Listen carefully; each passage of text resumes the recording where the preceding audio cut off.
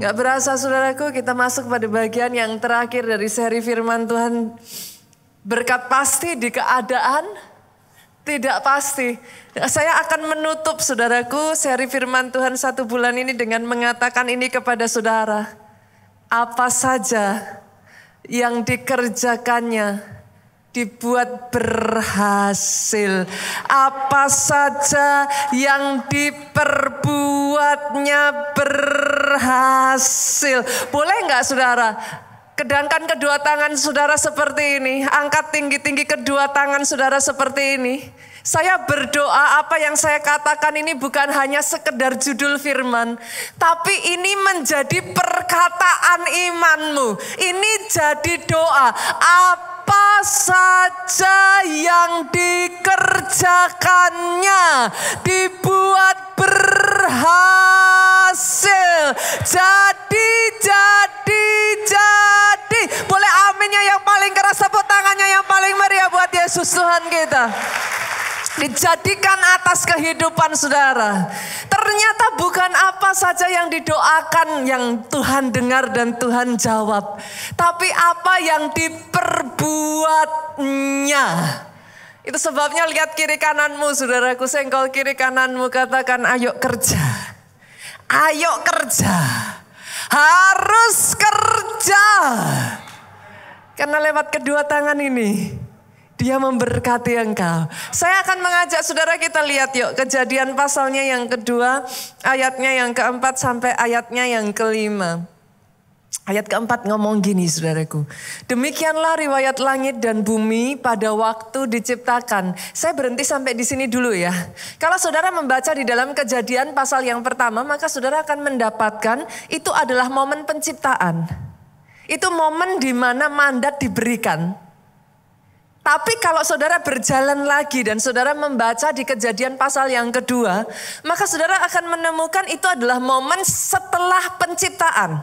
Perhatikan ya saudaraku, perhatikan baik-baik ya. Itu momen setelah penciptaan. Yet, di momen setelah penciptaan itu ayat ini ngomong begini. Ketika Tuhan Allah menjadikan bumi dan langit. Bumi dan langit sudah dijadikan. Saudara, ayat yang kelima ngomong gini. Belum ada semak apapun di bumi. Belum timbul tumbuh-tumbuhan apapun di padang. Jadi bertanya-tanya enggak saudara? Buat saudara yang cukup jeli ketika membaca maka akan muncul pertanyaan. Katanya sudah diciptakan. Tapi bagaimana bisa? Belum muncul saudaraku. Belum ada tanaman yang tumbuh dari sana saudara. How can it be? Kita baca kalimat selanjutnya yang dengan sendirinya akan menjawab pertanyaan itu saudaraku. Sebab Tuhan Allah belum menurunkan hujan. Saya tanya ya sebelum saya lanjutkan ya.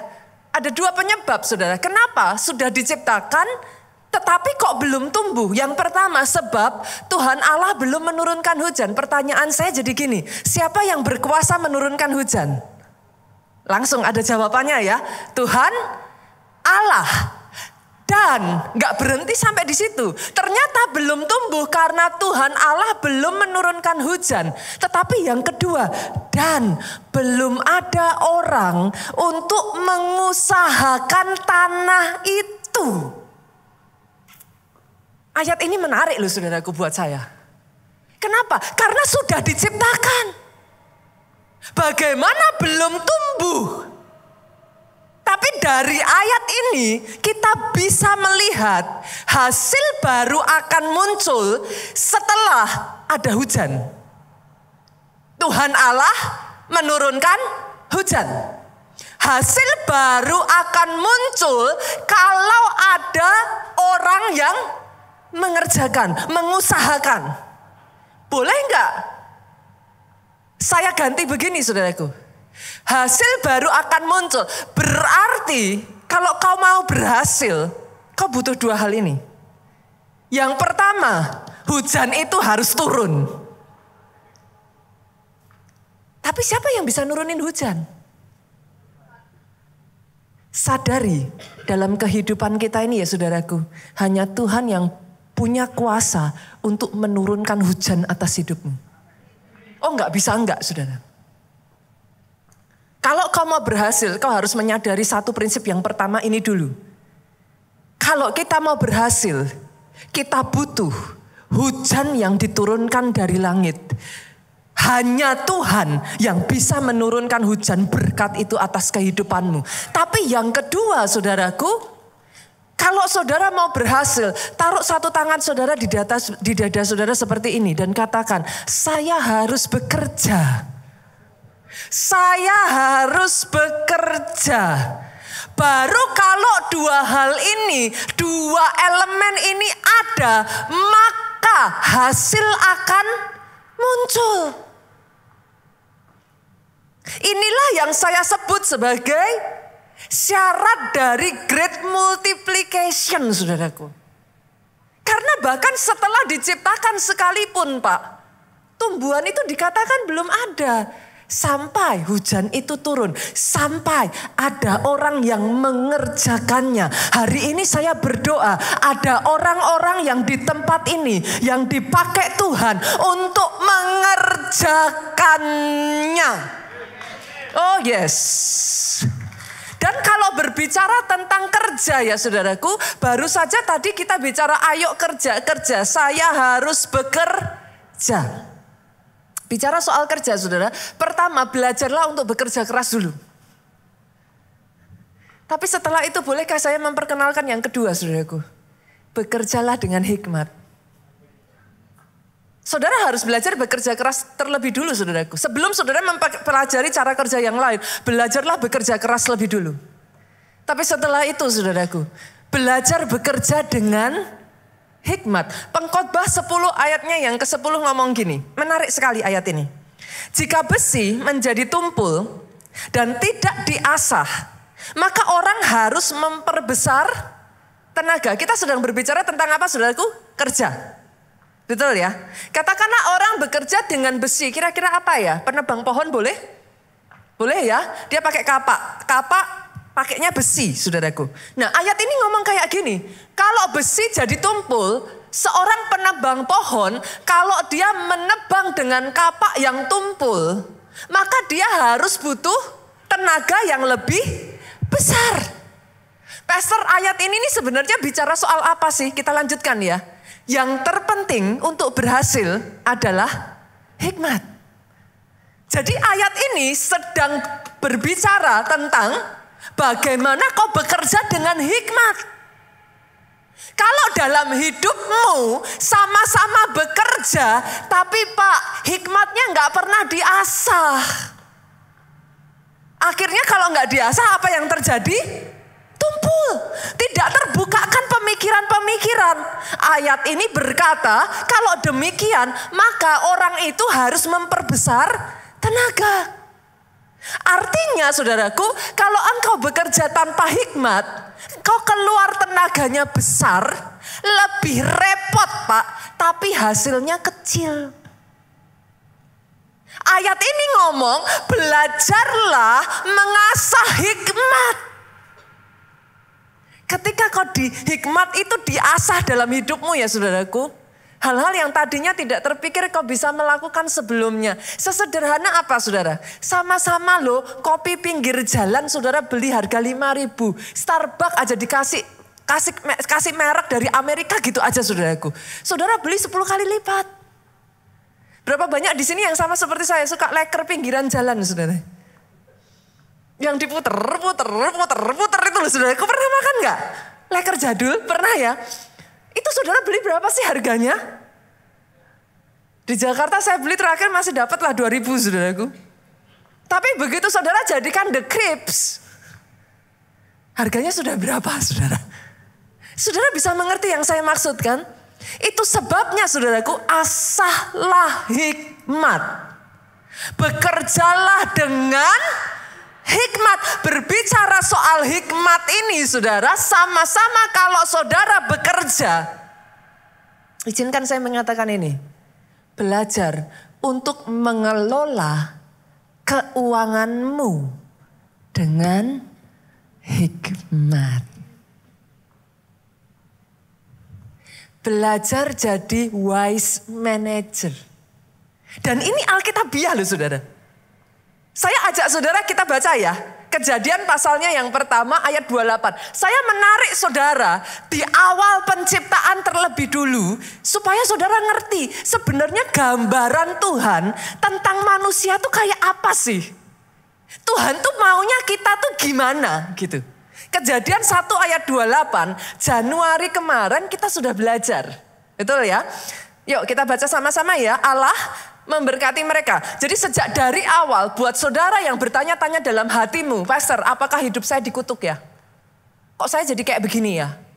Pastor, apa jangan-jangan saya ini memang nasibnya sial? Hari ini saya harus mengatakan kepada saudara, Allah memberkati engkau. Jangan izinkan yang lain mengatakan berbeda. Ayat ini berkata, Allah memberkati mereka. That includes you. You. Hidup saudara diberkati. Hidupmu bukan hidup yang sial. Hidupmu tidak dikutuki. Ada berkat Tuhan dalam apa yang kau kerjakan. Tangkap itu dulu. Tapi setelah itu saudaraku, berfirmanlah Allah kepada mereka, beranak cuculah dan bertambah banyaklah. Ini perintah yang pertama, perintah multiplikasi. Bulan Januari kemarin kita sudah berbicara tentang hal ini saudaraku. Saudara yang nanti belum dengarkan, saudara bisa cek di YouTube deh. Perintah multiplikasi. Itu sebabnya lihat dulu visinya. Banyak orang punya visi terlalu kecil. Begitu mau dibawa Tuhan ke visi yang besar, mundur teratur, gak berani. Mau diberkati, tapi bilang apa aku bisa ya Pastor? Mana bisa, mana mungkin. Tapi lihat saudaraku, ayat ini ngomong, penuhilah bumi, taklukkan itu. Diberikan visi kepada 2 orang, Adam dan Hawa. Visi miliaran, bahkan ketika mereka masih 2 orang. Loh, penuhilah bumi itu apa saudara? Sampai detik hari ini 8 miliar loh, masih belum penuh. Yang mengerti katakan amin. Come on. Adam dan Hawa sudah diberi visi miliaran ketika mereka masih 2. Itu cara kerjanya Tuhan. Sejak dari hari ini, jangan punya visi yang terlalu kecil, yang mengerti aminnya yang paling keras. Tapi setelah itu, selanjutnya, boleh dimunculkan lagi, ayat ini mengatakan demikian saudaraku. Berkuasalah atas ikan-ikan di laut, dan burung-burung di udara, dan atas segala binatang yang merayap di bumi. Dalam Alkitab terjemahan bahasa Indonesia masa kini, ayat yang sama ini ya saudaraku, ditulis begini. Kamu kutugaskan mengurus ikan-ikan, burung-burung, dan semua binatang lain yang liar. Kamu kutugaskan. Untuk apa? Mengurus. Kata mengurus, ini artinya apa saudara? Mengelola. Mengelola itu gimana sih? Jadi manajer. Oh sadari ini saudara. Sejak dari awal, Tuhan itu sudah menetapkan saudara dan saya untuk mengelola, jadi manajer, memanage dunia ini.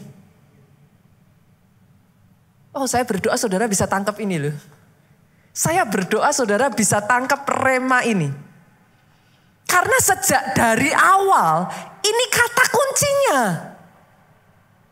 Belajar untuk mengelola dengan bijaksana. Saudara ditugaskan untuk mengelola. Certainly is. Kalau saudara mau 2024 ini, the year of great multiplication jadi atas hidupmu. Belajarlah melola keuangan saudara dengan baik. Simpel saudaraku. Sebagian dari saudara akan berkata, Pastor, ini selalu jadi pertanyaan banyak orang. Saya tuh heran kenapa kok yang ditanyakan selalu itu, Pastor, saya itu nggak punya modal untuk bersaing. Boro-boro great multiplication. Saya nggak punya koneksinya. Hari ini ya saudaraku izinkan saya mengatakan ini. Bahkan kalau saudara belum punya modal yang cukup. Ataupun koneksi yang cukup. Kalau saudara punya wisdom to manage. Hikmat untuk mengelola. You will succeed. Kenapa saya berani katakan demikian saudaraku? Saudara lihat kisah dari Yusuf. Pada saat Yusuf datang ke Mesir. Dia tuh datang sebagai budak loh. Budak itu punya apa? Maafkan saya ya saudaraku, can I compare it with you? Ada di sini yang seorang budak? I don't think so. Kita semua orang merdeka yang mengerti, katakan amin. Yusuf itu bahkan datang ke Mesir sebagai budak. Sekarang kalau budak ya saudara, menurut saudara punya modal? Ya jelas enggak lah. Punya koneksi, boro-boro. Itu dua hal yang tidak akan pernah dipunyai oleh Yusuf. Tapi listen to me, Yusuf punya kemampuan untuk mengelola. Hikmat untuk mengelola. Itu sebabnya kalau saudara baca di dalam ayatnya selalu diperkatakan begini. Di rumah Potifar yang dipercayakan kepada Yusuf berhasil. Itu apa saudara? The wisdom to manage. Bahkan dimasukkan penjara. Di penjara pun dia berhasil.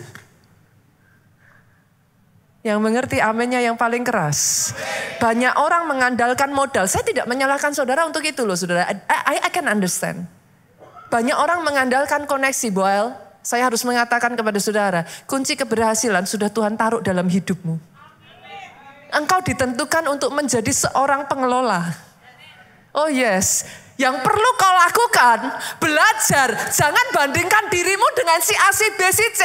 Lihat ke dalam dan setelah itu asah hikmat yang ada dalam hidupmu. Oh come on. Karena kalau saudara mengasah hikmat itu, the wisdom to manage. Apa saja yang ditaruh di tanganmu berhasil kok. Dengan cara demikian Pak, dari yang kecil kau dipercayakan sama seperti Yusuf toh.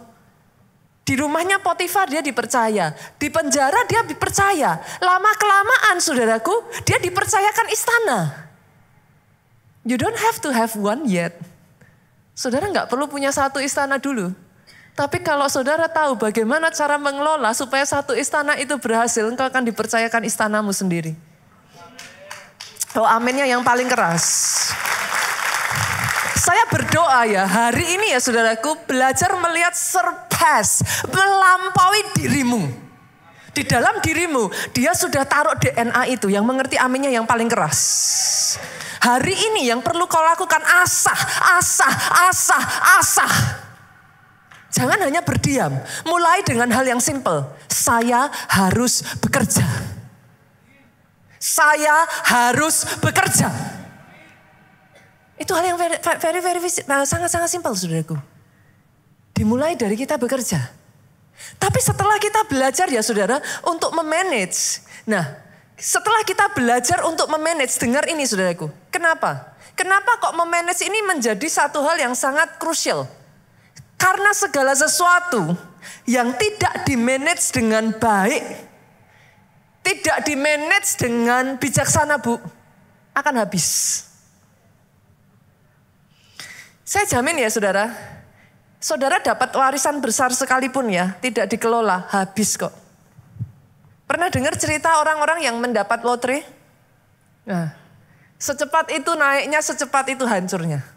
Kenapa? Karena tidak belajar cara memanage. Saudara dipercayakan ya, katakanlah ya saudaraku dipercayakan orang tua saudara toko kecil lah, minimarket kecil. Tapi kalau saudara tidak belajar memanage, habis tuh. Sama loh, di gereja juga sama. Berapa banyak di tempat ini yang adalah KKS atau leader di tempat ini, boleh lambetin tangan saudara. Boleh saya lihat tangan-tangan terlambat? Oh banyak loh. Jangan malu saudaraku, boleh saya lihat tangan-tangan terlambat? Saya melihat ada banyak nih. Oke, turunkan tangan saudara. Saudara yang di sini adalah KKS, saudara leader, perhatikan ini. Kalau engkau tidak belajar memanage SDM yang Tuhan percayakan di bawah saudara, orang-orang yang Tuhan percayakan, habis loh. Habis. Habis saudara. Gereja juga sama, keluarga juga sama. Halo, suami istri? Kalau kau tidak belajar memanage keluarga, hancur loh itu keluarga. Anak gak pernah diurus. Rumah keuangan ya saudaraku selalu besar pasak daripada tiang. Habis gak itu? Habis. Gak bisa disangkal ya saudaraku, keuangan pegang peranan penting dalam pernikahan loh. Penyebab terbesar perceraian, sorry bukan perbedaan pendapat. Bukan yang lain-lain, tapi keuangan. Saya berdoa hari ini saudara bisa melihat ini. Segala sesuatu yang tidak di-manage dengan bijaksana, endingnya habis. Jadi belajar untuk memanage. Bahkan belajar untuk memanage bisnis saudara. Belajar untuk memanage apa yang Tuhan percayakan dalam kehidupan saudara. Pertanyaan saya sekarang, Pastor. Kalau gitu, saya sudah tahu nih, I am called. Saya dipanggil untuk menjadi pengelola dunia ini. Saya dipanggil untuk menjadi seorang wise manager. Kalau gitu apa yang harus saya kelola dalam hidup saya? Yang pertama, saya bagikan 3 poin ya Pak. Yang pertama, sebelum saudara mengelola yang lain-lain, boleh nggak sih saudaraku kelola diri kita sendiri yuk? Yang mengerti katakan amin. Boro-boro saudara mau mengelola yang lain-lain, ayo kelola diri kita dulu. Pastor, apa yang harus dikelola dari diri saya? Manusia terdiri dari apa? Roh, jiwa, tubuh. Pengelolaan yang pertama always start with God, saudaraku. Selalu mulainya dengan Tuhan. Artinya apa? Yuk dikelola kehidupan rohani kita yuk. Yang mengerti katakan amin. Kelola hubunganmu dengan Tuhan yuk. Loh kalau sama Tuhan aja gak pernah punya waktu kok mau ngelola yang lain-lain. Yang mengerti katakan amin. Dunia dan seisinya punya siapa sudah? Kalau saudara mau dibukakan channel, saudara butuh siapa sih? Nah, saya berdoa pemahaman ini saudara tangkap ya.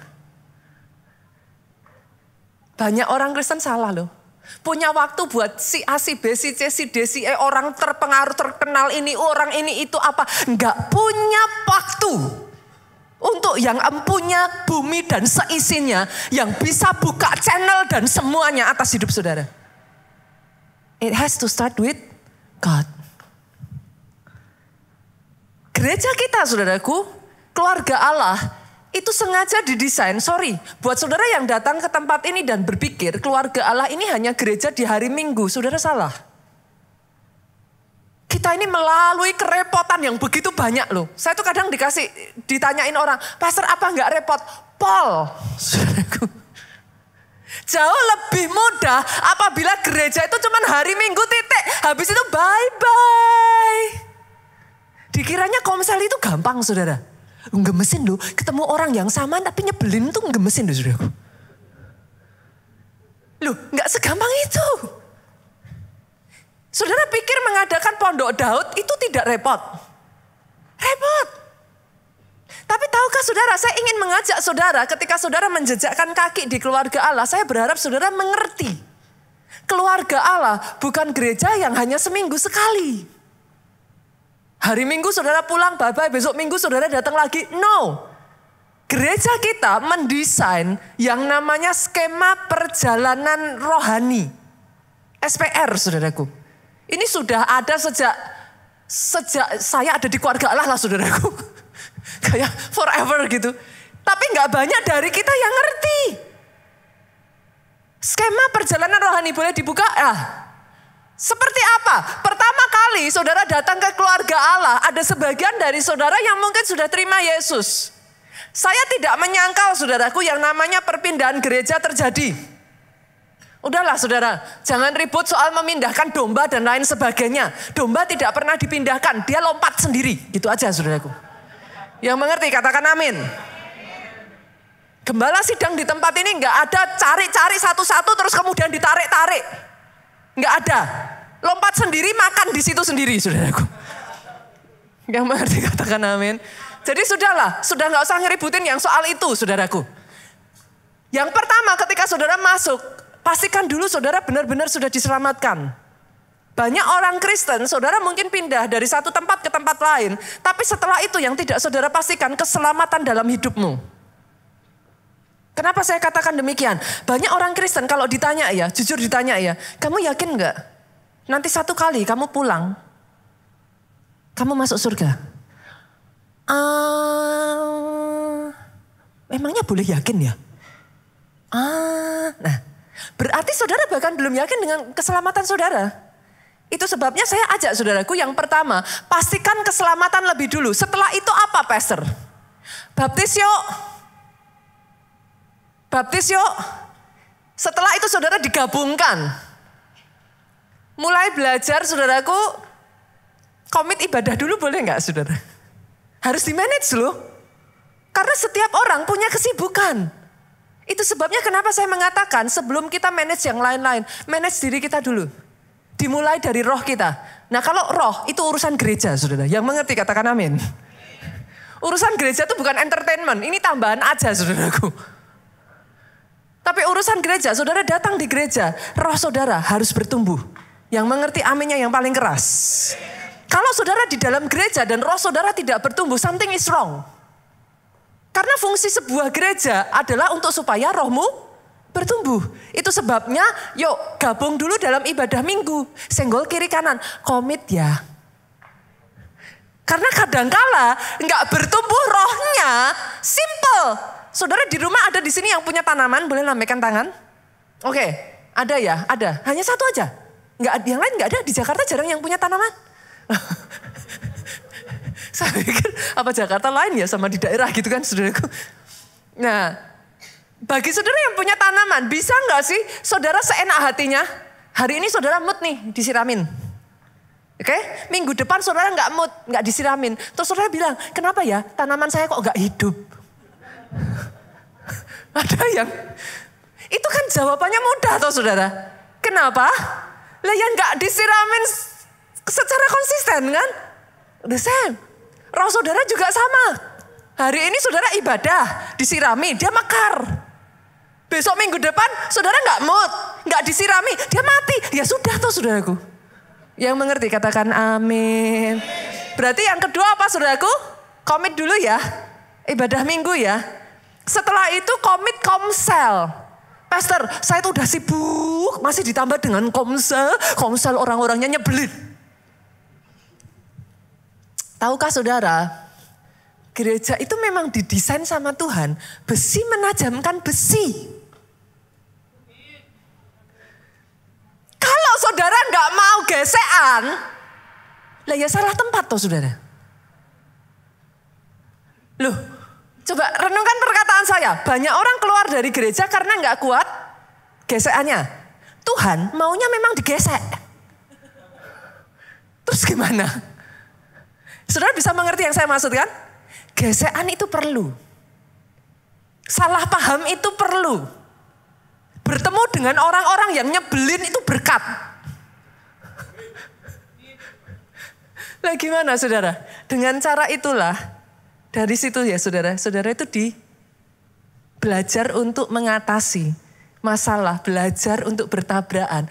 Disitulah kedewasaan rohanimu muncul. Lah kalau dikit-dikit gesekan keluar, saudara mau pindah gereja manapun saya jamin. Saya jamin. Karena gereja didesain sama Tuhan supaya manusia menajamkan sesamanya dengan tujuan apa? Anak panah itu runcing. Selama anak panah itu tumpul, nggak akan ada yang mau pakai itu anak panah. Senggol kiri kanan lagi. Kayaknya baru tahu deh. Pak, kalau gereja itu ternyata memang gesekan ya. Buat saudara yang selama ini punya impian cari gereja yang saudara tidak akan mendapatkan gesekan. Maaf saudaraku, saudara salah tempat. Kiri kanan saudara bukan malaikat. Mereka sama-sama orang yang datang berobat. In case saudara berpikir semua orang yang ada di gereja malaikat, ya gimana ya saudara? Angel to be gitu aja saudara. Ya akan gitu kan. Akan. Nantinya tujuannya ke situ. Tapi masih dalam proses. Kalau masih dalam proses dan saudara tabrakan, saudara keluar, saudara yang rugi. Terima itu saudara, telan itu. Bertumbuh dengan sehat. Tahu caranya ngadepin masalah. Bukan menghindari masalah. Di gereja keluarga Allah saudara tidak diajari menghindari masalah. Tapi tahu, Karena masalah akan terus datang. Gimana caranya menang? Kan gitu. Nah, itu sebabnya ikut komsel. Habis itu baptis. Baptis. Senggol kiri kanan, baptis. Bila perlu injak kakinya, baptis. Gitu saudaraku. Nah saya tuh kadang gak habis pikir loh. Banyak orang Kristen udah bertahun-tahun loh. 10 tahun loh saudaraku jadi orang Kristen. Saya tanya ya, kenapa sih gak baptis? Jawabannya tuh gini loh. Saya gak layak pastor. Saya masih berdosa. Saudara mau nunggu gak berdosa? Di surga.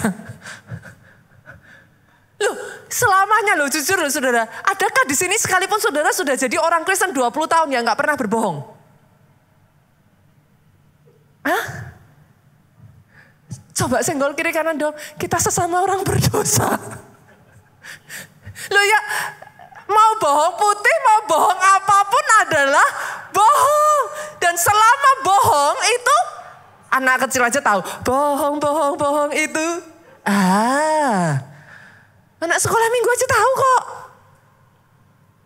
Kenapa kita dibaptis saudaraku? Baptisan itu seperti meterai saudara. Baptisan itu bukan saudara nunggu nggak dosa lagi baru baptis. No. Baptisan itu satu tanda, penanda dalam hatimu yang mengatakan sejak dari hari ini aku dilahirkan kembali. Aku ditenggelamkan mati bersama dengan kematian Kristus. Aku dibangkitkan dengan kebangkitan Kristus. Dengan satu understanding. Engkau dimampukan mengalahkan dosa. Jadi setiap kali saudara mengingat momen baptisan. Saudara dikasih kekuatan. Aku tidak sendirian. Aku bangkit bersama dengan kebangkitan Kristus. Aku dimampukan mengalahkan dosa.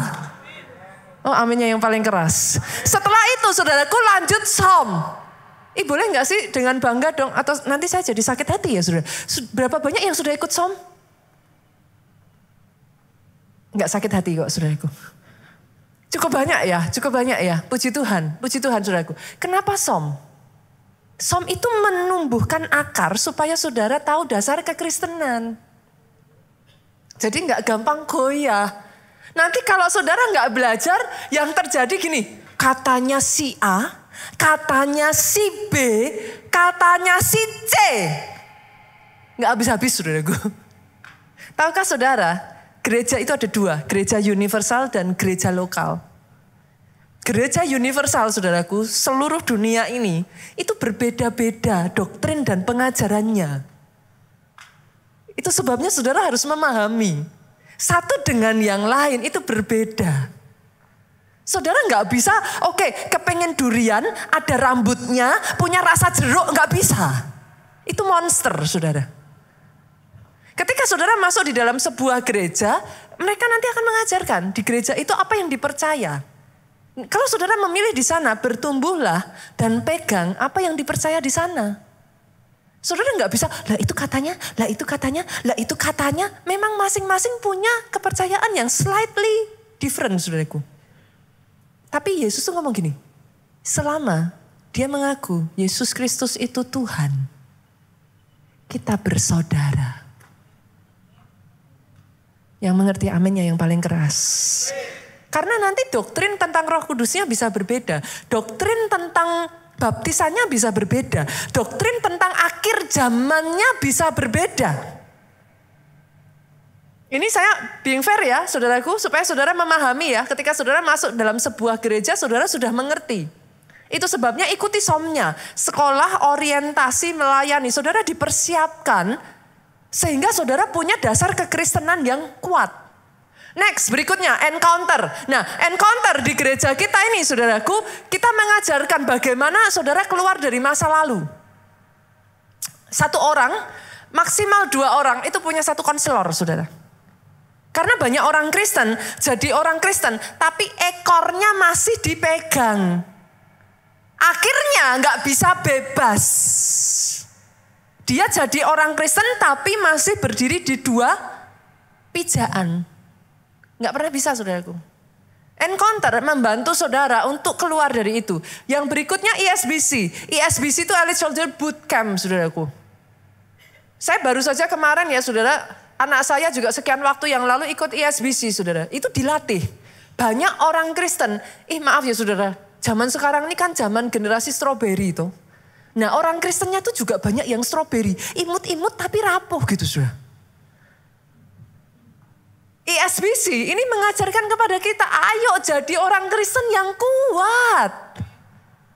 Jangan dikit-dikit nyerah. Jangan dikit-dikit mundur. Ngalami masalah sedikit nggak bisa. Banyak anak muda zaman sekarang kan kayak gitu tuh. Kayak gitu kan.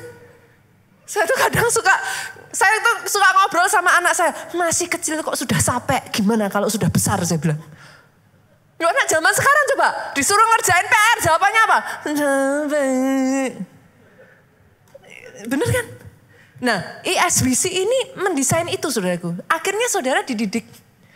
Di keluarga Allah ya saudaraku, setiap orang, everyone can be a leader. Saya tidak percaya bahwa saudara hanya jemaat biasa. I believe that you are a leader. Itu sebabnya dipersiapkan. Yang ujungnya apa? Diselamatkan untuk menyelamatkan. Kita nggak boleh egois. Saudara datang ke gereja not just because for you. No. In your life, he has a big vision. Dia punya rencana. And because of that, you are called. You are prepared. Yang pertama manage roh kita dulu kan. Yang kedua manage jiwa. Loh jiwa kok di manage kenapa? Saudaraku yakin saudara berdoa minta diberkati. Orang kalau mau diberkati perjuangannya berat loh. Yang mengerti katakan amin. Loh makanya saya tanya dulu yakin minta diberkati. Kerja keras loh. Buat saudara yang bilang minta diberkati, tapi habis itu bilangnya capek. Itu dua hal yang akan berlawanan saudara. Kenapa saudara harus manage your soul? Karena kalau enggak, nanti capek loh saudara. Bersamaan dengan Tuhan memberkati, ada perjuangan, ada tantangan, ada masalah. Kalau jiwanya, mental health-nya tidak diperhatikan, hancur tuh, roboh. Yang mengerti katakan amin. Harus berjuang. Mental health-nya harus dikuasai, saudara. Roh kalau kuat, dia akan megang jiwa. Jiwa terkontrol. Kalau rohnya belum kuat, jiwa ini akan cepat sekali, saudaraku. Terombang-ambingkan. Jiwa itu apa toh isinya? Pikiran, perasaan, kehendak. Kan itu jiwa. Ketika rohmu kuat, perasaanmu mau goyah. Kok aku rasanya kok enggak ini ya? Rohmu langsung. Kau bukan hidup oleh apa yang kau rasakan, yang kau lihat, tapi oleh iman. Kan jadi kuat lagi sudah. Dipegang kan jiwanya. Itu sebabnya harus di manage jiwanya. Yang ketiga, roh, jiwa, tubuh. Kesehatan juga harus di manage loh Bapak Ibu. Halo, yang bintang-bintangnya bercahaya di mana-mana, saudara.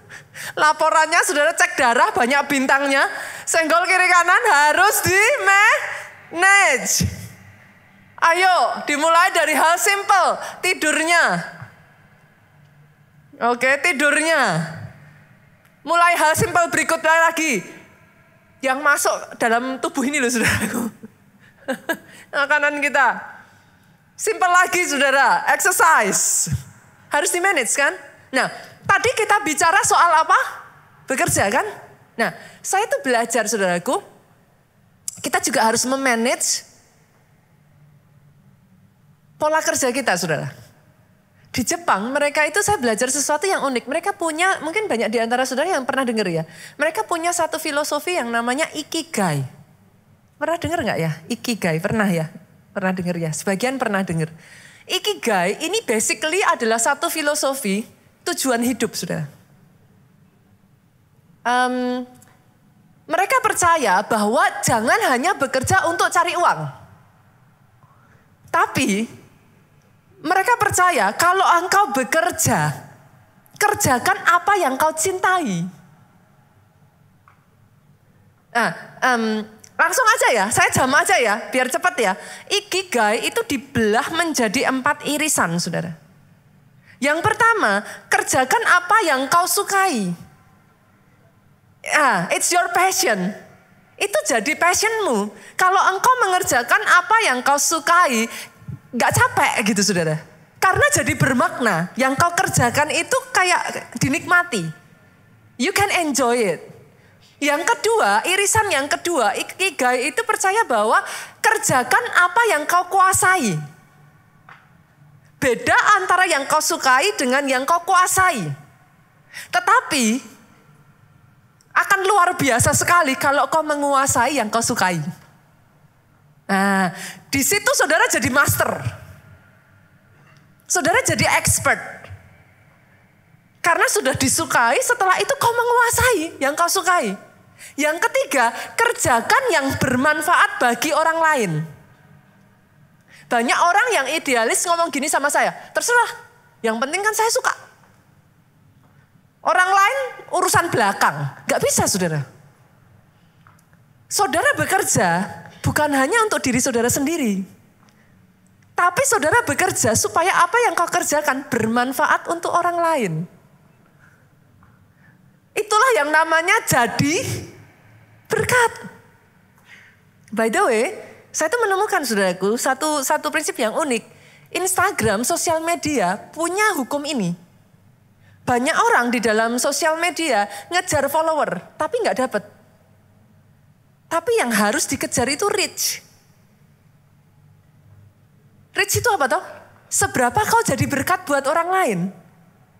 Kalau yang kau berikan, kontenmu itu jadi berkat dengan sendirinya, nanti follower saudara akan naik dengan cepat. Saudara mengerti yang saya maksudkan? Itu sebabnya kita tuh bukan hanya mengerjakan apa yang kita sukai. Nggak bisa. Harus yang bermanfaat bagi orang lain. Yang keempat saudaraku, kerjakan yang menghasilkan. Lah banyak orang suka tapi nggak menghasilkan saudaraku.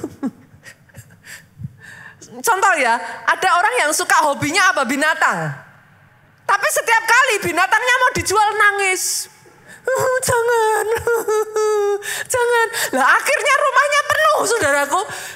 Satu-satu dikasih nama. Jangan lepaskan Susi. Lah gimana saudara? Nggak bisa. Kalau saudara, itu mungkin yang saudara sukai.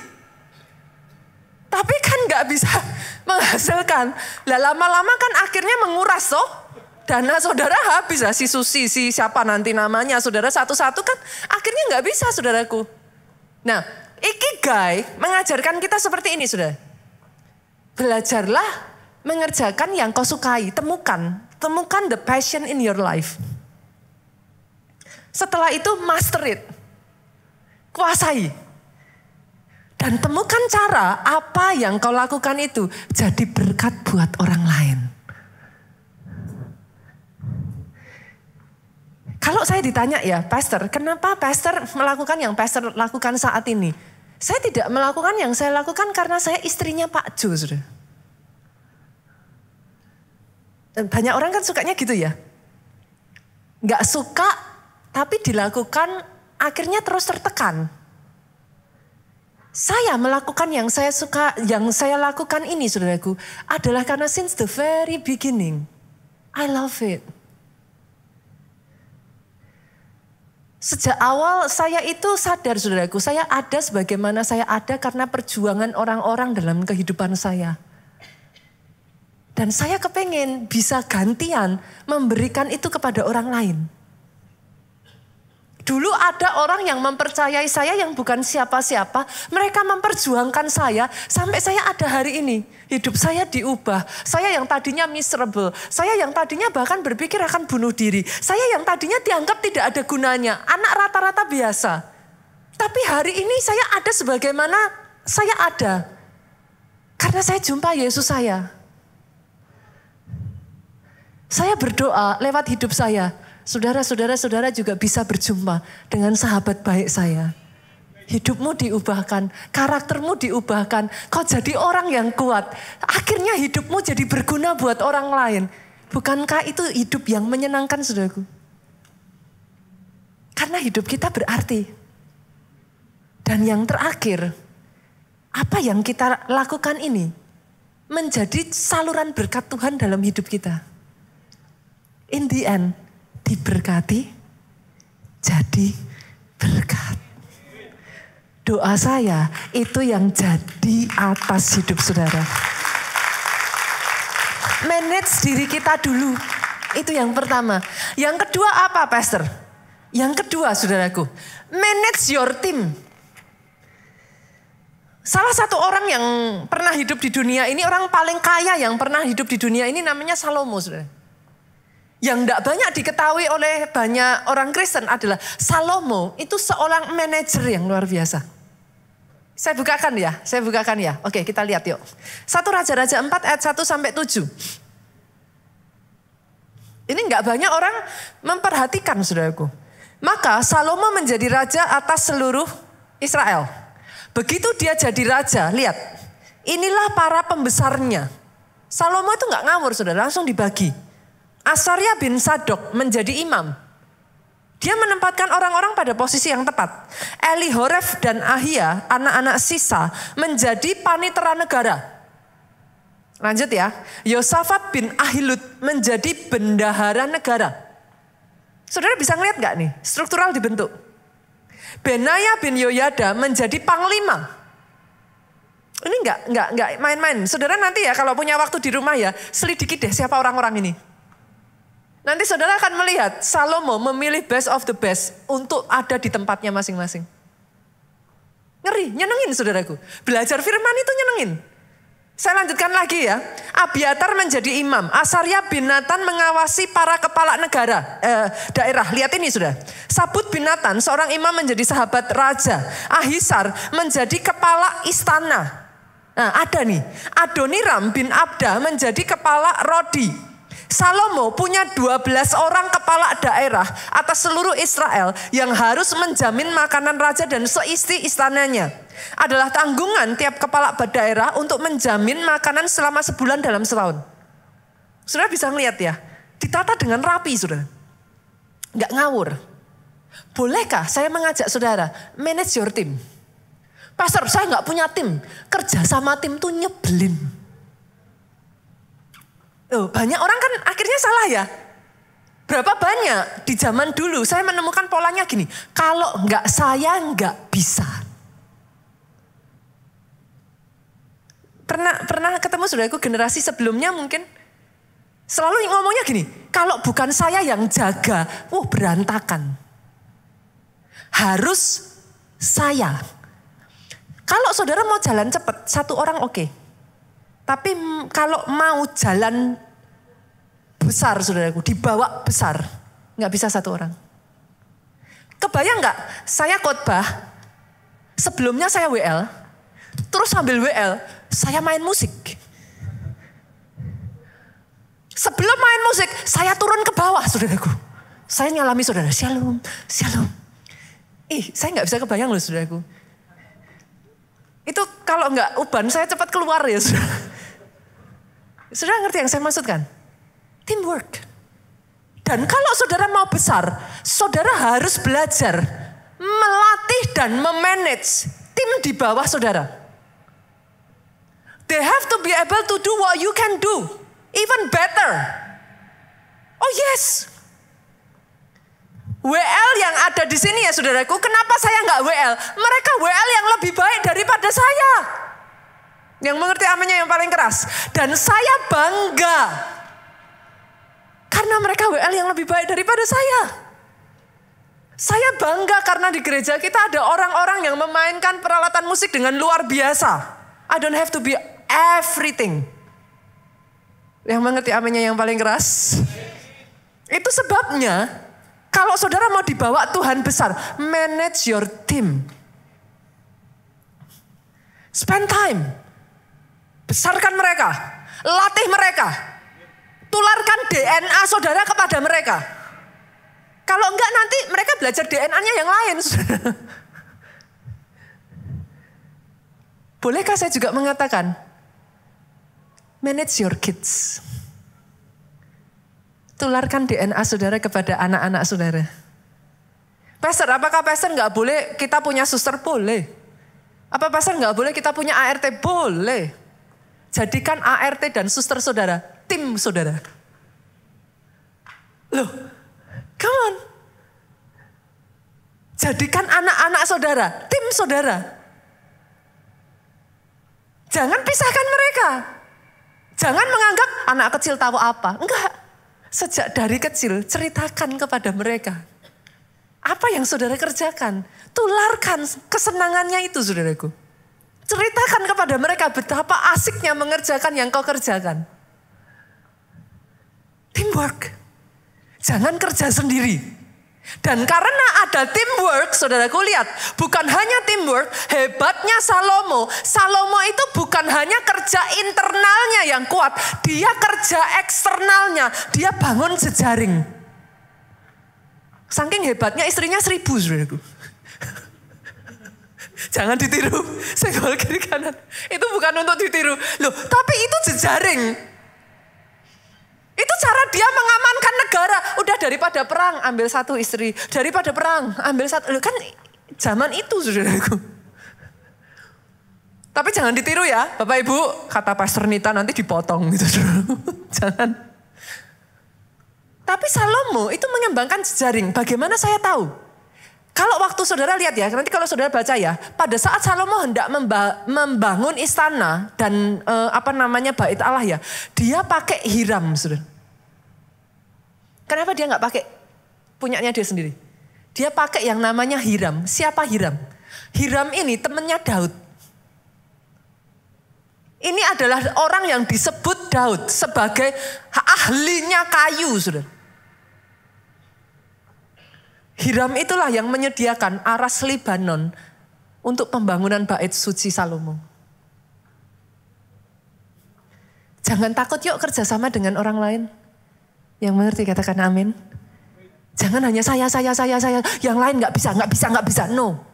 Mulai buka, mulai lihat kiri dan kanan. Mulai bangun. Networking satu dengan yang lain. Yang ketiga, yang terakhir saudaraku. Manage your finance. Tadi karena kita hari ini berbicaranya tentang bekerja kan saudaraku? Bekerja. Manage your finance. Kalau saudara nggak belajar memanage your finance, boleh nggak tangkap ini? Minggu lalu kita sudah berbicara tentang yang namanya hutang. Oke ya. Poin pentingnya bukan seberapa besar gajimu. Tapi how you manage seberapapun gaji yang kau punya. Karena kalau tidak ada manajemen yang baik, saudaraku, gaji berapapun habis kok. Kan? Kemarin kita bicara ya, buy now, pay later kan? Ngeri kan saudaraku? Semakin besar gajinya ya hutangnya semakin besar kalau kita nggak hati-hati untuk memanage gitu. Nah, gimana cara manage-nya? Manage itu ada level-levelnya saudaraku. Ini saya minta boleh nggak saudaraku? Buka hati untuk kita belajar lagi yuk. Karena banyak yang nanti saya bagikan ini saudara bilang, saya sudah tahu pastor. Pertanyaan saya bukan apakah saudara sudah tahu, apakah saudara sudah melakukan? Yang pertama saudaraku, boleh nggak manage anggaran? Jangan nggak ada anggarannya, jangan remnya blong. Harus ada budgeting dong Bu. 1 bulan itu saudara sudah taruh dulu nih, budgetingnya kayak apa? Saudara mau tempatkan seberapa nih? Uang saudara pemasukan pengeluaran di budgeting. Rencanakan dulu nih. Kalau tidak ada budgeting, nggak ada visi, maka liarlah rakyat. Kacau, hancur saudara. Saudara harus punya visi. Pastor, 5 tahun dari sekarang saya mau punya rumah saya sendiri. Oke, bagus. 5 tahun dari sekarang breakdown nih, gajimu berapa? Untuk kamu bangun rumahmu sendiri, kamu butuh apa-apa berapa? Gimana caranya itu bisa? Kan tinggal gampang toh saudaraku. Either saudara menurunkan pengeluaran atau menaikkan pendapatan, kan gitu. Supaya visi bisa tercapai. Jadi harus ada budgeting dulu. Yang pertama ya saudara. Yang kedua harus ada pembukuan. Saudara percaya nggak percaya ya? Sampai saat ini saya masih melakukan pembukuan loh saudaraku. Saya masih menyimpan nota-nota saya. Pastor buat apa? I still do it. Sampai dengan detik hari ini. Banyak orang sukanya itu nggak tahu loh saudara. Pemasukannya tahu, pengeluarannya berapa nggak tahu. Remnya belum. Kalau saudara nggak tulis, how do you know? Dikira-kira, Perasaan kita tuh sering salah tuh saudaraku. You have to manage it. Perusahaan besar ya saudaraku, sama seperti Salomo, mereka tuh punya bendaharanya. Ada orang yang ngurus bagian pembukuan, ada yang ngurus perpajakan. Belajar dari yang kecil saudara. Ada yang ngurus aset. Jangan salah loh. Banyak orang bangga punya aset besar. Aset yang tidak di-manage jadi beban loh. Jangan salah. Saudara boleh punya banyak aset. Tanah saudara banyak, rumah saudara banyak. Tapi kalau saudara tidak manage rumah dan tanah itu, endingnya, ujung-ujungnya beban loh. Kan? Kenapa? Sekarang coba, kalau rusak saudara harus keluar uang. Tidak saudara sewakan, tidak saudara kelola. Tiap bulannya harus ada yang dibayar. Nah, ujung-ujungnya aset saudara itu mendatangkan beban di dalam kehidupan saudara kalau tidak di-manage dengan baik. Jadi harus belajar mengelola gitu. Setelah itu belajar investasi. Banyak orang yang seringnya terjadi saudara, pemasukannya besar tapi nggak punya visi. Ujung-ujungnya pengeluarannya besar. Spending, beli brand, tapi nggak pernah kemana-mana tuh. Sudah kerja 10 tahun, penghasilannya besar, ratusan juta, tapi nggak pernah bisa beli rumah. Kenapa? Karena nggak di-manage. Itu. Jadi saudara harus belajar untuk memanage. Yang ketiga, saudaraku, teliti menghargai rupiah kecil. Ini saya masih belajar, saudara. Ada yang kayak saya nggak sih? Kadang uang itu ditaruh kemana-mana gitu, saudaraku. Apalagi rupiah. Nah, padahal 100.000 nggak akan jadi 100.000 tanpa 100 rupiah. Belajar loh saudara, beneran. Kalau saudara sudah belajar menghargai yang kecil ya, Tuhan akan menambahkan yang besar. Itu nggak bisa nggak kok. Kalau yang kecil saudara nggak menghargai ya, nanti saya itu belajar dalam hidup saya, pelajaran yang sangat-sangat nggak enak saudaraku. Lama-kelamaan setelah engkau diberkati Tuhan ya, kehilangan yang ini nggak di-manage saja saudara nggak kerasa loh. Dapatnya banyak, tapi hilangnya banyak. Itu bahaya. Belajar untuk menghargai yang paling kecil sekalipun dalam hidupmu. Dirawat saudara. Dan yang terakhir, saya tutup, pemain musik boleh maju ke depan. Belajar jadi bendahara yang setia, jujur dan taat. Konsepnya simple. Tuhan yang punya seluruh dunia. Oke, kita ditugaskan jadi apa tadi saudara? Pengelola, manajer, jadi bendahara. Nah, jadilah bendahara yang jujur, taat, setia. Pegang perjanjiannya Tuhan. Satu demi satu lakukan itu dengan setia. Jangan berlaku curang di hadapan Tuhan, saudara. Belajar setia dari yang kecil, saudara lakukan. Apa yang firman Tuhan katakan, kerjakan. Apa yang firman Tuhan suruh jangan lakukan, jangan dilakukan. Saya berdoa ya saudaraku, firman sepanjang bulan Februari ini ya, membekali saudara. Mau di masa apapun dalam hidupmu, berkat pasti di keadaan yang tidak pasti. Kita katakan ini saudaraku, Waymaker, dia yang membuka jalan. Bahkan ketika di dalam keadaan saudara, mungkin saat ini engkau masih terlilit hutang. Mungkin saat ini saudara masih berjuang di dalam kehidupan saudara. Mungkin saat ini saudaraku, masih kecil yang kau punya, it's okay. Tapi sama-sama berani percaya saudaraku. Dia Tuhan membukakan jalan dalam hidupmu. Sama-sama yuk. Waymaker, miracle worker. Bangkit berdiri jemaat Tuhan. My God, that is who you are. Oh, Waymaker, miracle worker, promise keeper, light in the darkness, never stop.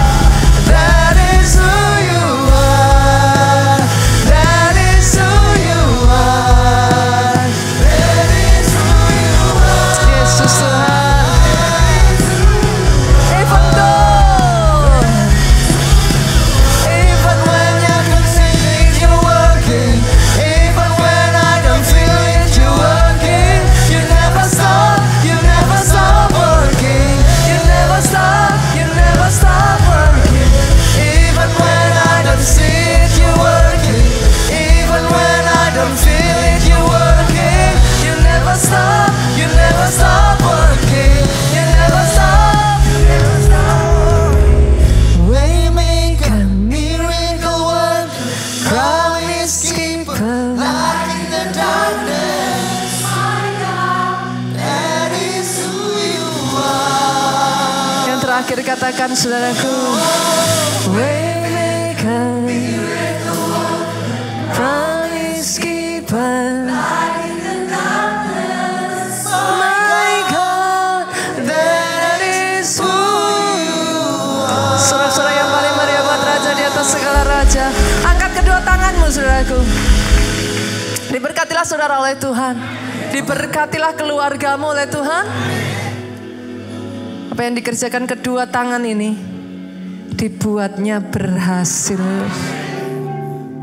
Pulang dari tempat ini saudaraku, bawa sukacita, damai sejahtera, cinta kasih yang daripada Allah Bapa, persekutuan dengan Roh Kudusnya sekarang sampai selama-lamanya. Engkau yang diurapi, yang diberkati, katakan dengan suaramu yang paling keras. Amin.